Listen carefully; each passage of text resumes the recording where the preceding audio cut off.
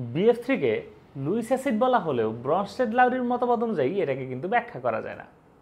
আবার অ্যামোনিয়াকে যদি তুমি ব্রনস্টেড-লাউরির মতবাদ অনুযায়ী ক্ষার বলো, আরহেনিয়াস মতবাদ অনুযায়ী এটাকে অ্যাসিড বা ক্ষার কোনো কিছুতেই ফেলা যায় না।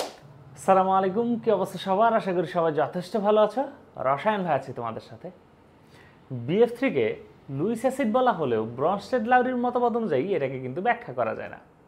আবার অ্যামোনিয়াকে যদি তুমি ব্রনস্টেড-লাউরির মতবাদ অনুযায়ী ক্ষার বলো, আরহেনিয়াস মতবাদ অনুযায়ী এটাকে অ্যাসিড বা ক্ষার কোনো কিছুতেই ফেলা যায় না।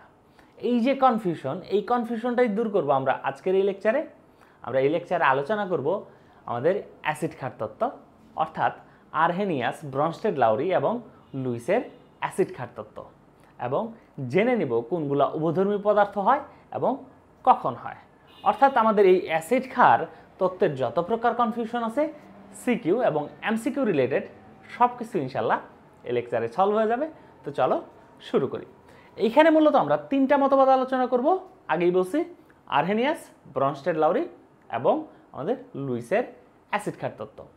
তো এর মধ্যে আরহেনিয়াসের যে অ্যাসিড ক্ষার তত্ত্ব, এটা কিন্তু আমরা ছোটবেলা থেকেই পড়ে আসছি।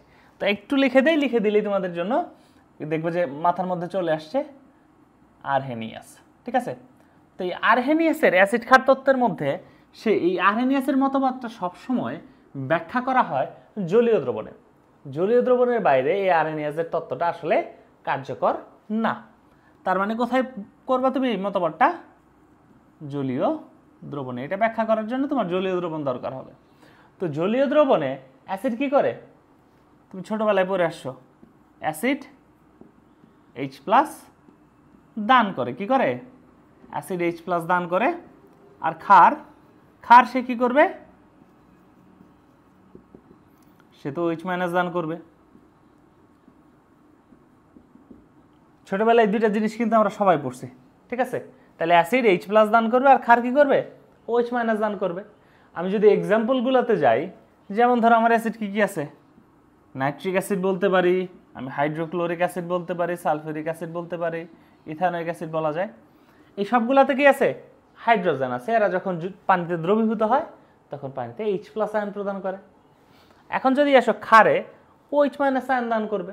তাহলে তোমার ওই যেগুলোতে আছে, ধরো সোডিয়াম হাইড্রোক্সাইড, ম্যাগনেসিয়াম হাইড্রোক্সাইড, এই টাইপের যারা আছে।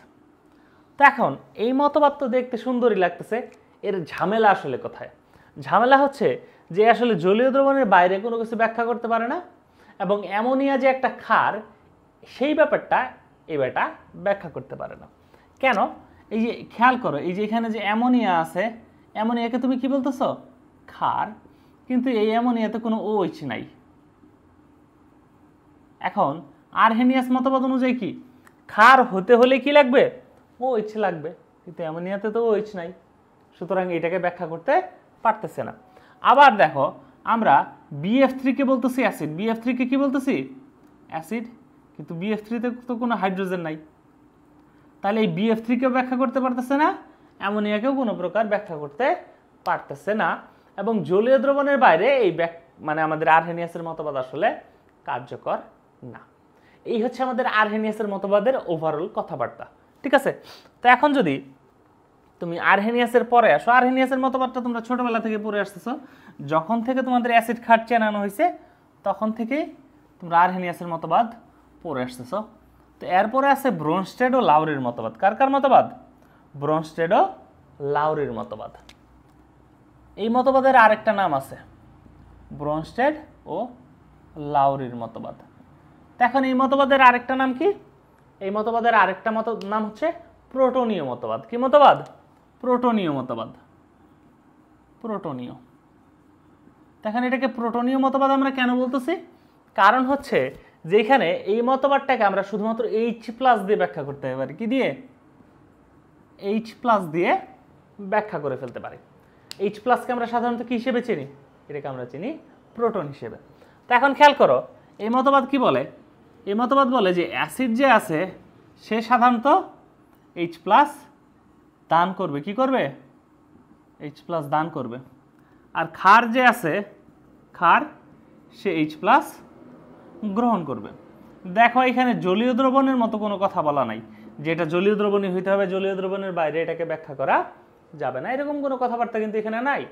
তো এখন দেখো অ্যাসিড যদি H+ দান করে, তাহলে যাদের নর্মালি হাইড্রোজেন আছে তার কি করবে, H+ দান করবে। তাহলে তুমি এখানে এক্সাম্পল হিসেবে কি বলতে পারো, HCl আছে, HNO3 আছে, আর আছে। এখন যারা H+ গ্রহণ করবে এরকম একটা এক্সাম্পল বলো তো। যেমন আমাদের ধরো অ্যামোনিয়া আছে, কে আছে, অ্যামোনিয়া। এখন এটা কিভাবে হয় খেয়াল করো, যেমন তুমি HCl এর যদি অ্যামোনিয়ার সাথে বিক্রিয়া দাও, ঠিক আছে, তাহলে এখান থেকে কি হবে, HCl অ্যামোনিয়াকে একটা হাইড্রোজেন বা H+ দিবে। তো এখান থেকে H+ যদি দেয়, এখানে 3টা হাইড্রোজেন আছে, আর একটা H+ দিলে কি হবে, NH4+, আর সেই সাথে এই যেহেতু HCl যেহেতু একটা H দিয়ে দিয়েছে, তাহলে এখানে কি থাকে, Cl-। খেয়াল করো এখানে এই যে আমাদের HCl কি করলো, একটা H+ দিল, সুতরাং HCl এখানে কি অ্যাসিড, এবং অ্যামোনিয়া কি করলো, একটা H+ গ্রহণ করলো, সুতরাং এটা কি, অ্যামোনিয়া হচ্ছে এই মতবাদ অনুযায়ী ক্ষার, এবং HCl হচ্ছে এই মতবাদ অনুযায়ী কি অ্যাসিড। তাহলে HCl হচ্ছে অ্যাসিড আর অ্যামোনিয়া হচ্ছে কি ক্ষার।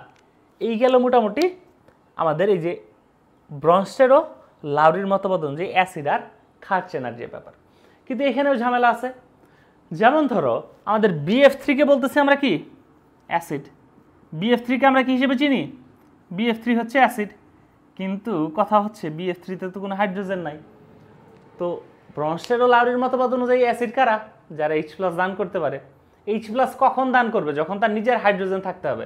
ধরো একটা লোক সে কাউকে দান করবে, ঠিক আছে, এখন তার নিজের কাছেই টাকা নেই, সে কোত্থেকে দান করবে। এখন BF3 যদি অ্যাসিড হইতে হয় ব্রনস্টেড ও লাউরির মতবাদ অনুযায়ী, এখানে কি থাকতে হবে, হাইড্রোজেন থাকতে হবে, কিন্তু হাইড্রোজেন নাই, কিন্তু আমরা BF3 কে লুইস অ্যাসিড হিসেবে চিনি। সুতরাং BF3 কে এই মতবাদ অনুযায়ী ব্যাখ্যা করা যায় না। তো এখন এটা যাওয়ার পরে আমরা একটু এখান থেকে উভধর্মী পদার্থগুলো একটু চিনে ফেলি, যে এদেরকে আমরা সাধারণত উভধর্মী পদার্থ বলবো, ঠিক আছে।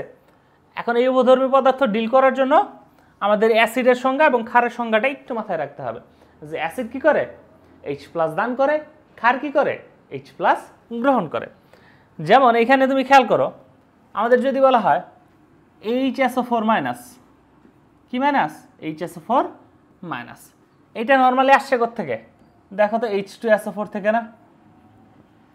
এখন এই HSO4- কি করতে পারে, ঘটাইতে পারে, দেখো তো HSO4- সে যদি চায় একটা H+ গ্রহণ করতে পারে, হাইড্রোজেন একটা ছিল আরেকটা আসলে কি হবে, H2SO4,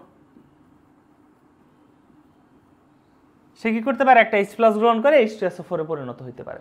দেখো তো HSO4 যেহেতু H+ গ্রহণ করছে, তার মানে এখানে সে কি হিসেবে কাজ করছে, ক্ষার হিসেবে। যখন H+ গ্রহণ করছে সে কি হিসেবে কাজ করছে, ক্ষার হিসেবে, কারণ ক্ষার কি করে, H+ গ্রহণ করে। আবার এই পাশে খেয়াল করো যে HSO4 সে যদি একটা H+ ত্যাগ করে দেয়, তাহলে কি হবে, SO4-, এখানে খেয়াল করো যে যখন একটা H+ সে ছেড়ে দিল, তখন কি হয়ে গেছে, SO4-, তার মানে H+ ছেড়ে দেওয়া কার বৈশিষ্ট্য, অ্যাসিডের বৈশিষ্ট্য। তাহলে এখান থেকে দেখো এখানে ক্ষারের মতো আচরণ করলো একটা H+ গ্রহণ করে, আর এখানে কার মতো আচরণ করতেছে, অ্যাসিডের মতো। তার মানে HSO4- এটা একটা উভধর্মী পদার্থ। আরো সহজভাবে বুঝতে চাইলে, যাদের নর্মালি একাধিক হাইড্রোজেন আছে তারাই সাধারণত উভধর্মী পদার্থ হিসেবে আচরণ করে। যেমন ধরো H2S, এই H2S থেকে একটা হাইড্রোজেন সরাই নিলে ধরো HS-, এটাও কি করবে, উভধর্মী পদার্থ হিসেবে আচরণ করবে। যাদের ওখানে একাধিক হাইড্রোজেন আছে, এখান থেকে একটা হাইড্রোজেন সরাই নিলে সেটাই নর্মালি উভধর্মী পদার্থ হিসেবে আচরণ করে। তাহলে এটাও উভধর্মী, আমাদের HSO4- এটাও কি একটা উভধর্মী পদার্থ। আশা করি তোমাদের এইটুকু ক্লিয়ার হয়ে গেছে যে কোনটা উভধর্মী, এরপর আর খুব একটা কনফিউশন লাগবে না তোমাদের। তো এখন এরপরে আমাদের কাঙ্ক্ষিত যে মতবাদ, লুইসের মতবাদ, ঠিক আছে, যেটা দিয়ে আমরা BF3 কে ব্যাখ্যা করতে পারবো। BF3 কে কিন্তু এতক্ষণ পর্যন্ত আমরা কোনো প্রকার ব্যাখ্যার আন্ডারে ফেলতে পারি নাই, যে এটা অ্যাসিড নাকি ক্ষার। তো এখন এখানে আমরা আসবো লুইস অ্যাসিড ক্ষার মতবাদ, লুইস, ঠিক আছে।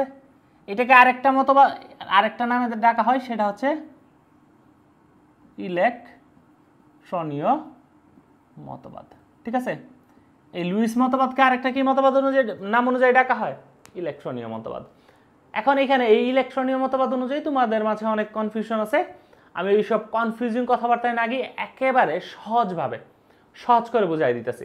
খেয়াল করো, দেখো তুমি সাধারণত H+ বলতে কি বুঝো বলো তো? H+ বলতেই তুমি বুঝো অ্যাসিড। এখন খেয়াল করো তো, H+ এর মধ্যে আর কোনো কি ইলেকট্রন আছে? হাইড্রোজেনের একটা ইলেকট্রন থাকে, সে একটা ইলেকট্রন দিয়ে দিলে কি হয়? H+ হয়।